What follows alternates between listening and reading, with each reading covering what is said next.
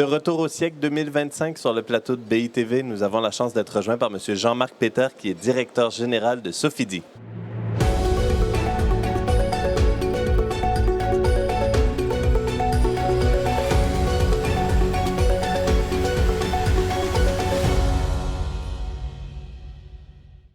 Jean-Marc Péter, merci d'être avec nous sur le plateau de BITV.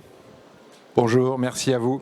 Je suis ravi, Jean-Marc, d'avoir la chance d'échanger avec vous parce que, évidemment, nous sommes au siècle 2025, le Salon de l'immobilier de commerce, et Sofidy a été un des acteurs les plus actifs au cours de la dernière année sur ce segment de marché, autant en centres commerciaux qu'en retail park. Justement, quelle lecture de marché est-ce que vous avez porté chez Sofidy, qui vous a peut-être convaincu d'investir dans l'immobilier de commerce? Alors, je vous remercie effectivement d'avoir remarqué qu'on a été actif l'année dernière, mais la réalité, c'est qu'on est actif dans le commerce depuis plus de 35 ans. Ça a été un peu notre profession de foi, notre ADN et notre savoir-faire que d'acheter des murs de commerce. Pour juste vous donner un exemple, parce qu'on est à Paris, on détient à Paris, au travers des fonds que l'on gère, plus de 900 pieds d'immeubles. Et donc, on connaît bien toutes les formes de commerce. Et donc, ce n'est pas une découverte de notre part, mais plutôt une continuité. Et il se trouve qu'effectivement, le commerce semble retrouver ses lettres de noblesse après une période qu'on a pu qualifier de commerce bashing. Oui. Justement, vous participez dans le cadre du siècle à une conférence intitulée « Dynamique des métropoles françaises ou investir en immobilier de commerce ». C'est une bonne question que j'ai envie de vous poser. Quels sont peut-être les territoires, les typologies d'actifs qui vous paraissent aujourd'hui les plus attractives en immobilier de commerce?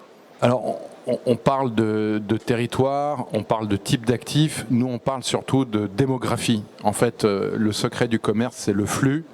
Et donc, là où il y a du flux, il fait bon investir en commerce.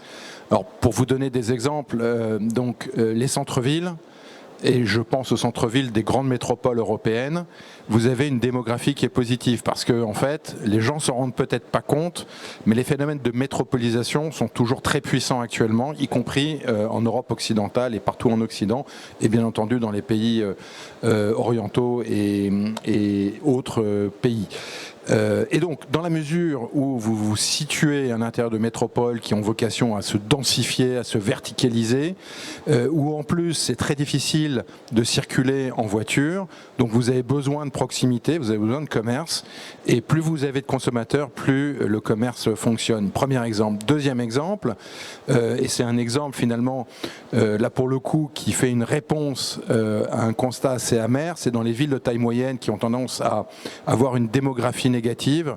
Vous avez le centre-ville qui a tendance à se paupériser, et là où il faut investir, c'est en périphérie, parce que dans ces villes de taille moyenne, les habitants ont la volonté d'être dans des habitats pavillonnaires, ont des véhicules et vont plus facilement finalement faire leurs courses, faire leurs achats, chercher du bien et du service en périphérie. Donc là, il fait bon investir aussi en périphérie des tailles moyennes. Et bien entendu, les centres commerciaux, à condition qu'il y ait beaucoup de flux, ont évidemment encore un bel avenir devant eux. D'accord, merci. Justement, vous l'avez mentionné tout à l'heure, le commerce est au cœur de l'ADN de Sofidy depuis longtemps. Quelle place vous le voyez occuper justement dans votre stratégie dans les années qui viennent? Quelle feuille de route est-ce qu'on doit encore vous attendre à l'acquisition au cours des prochains mois, des prochaines années?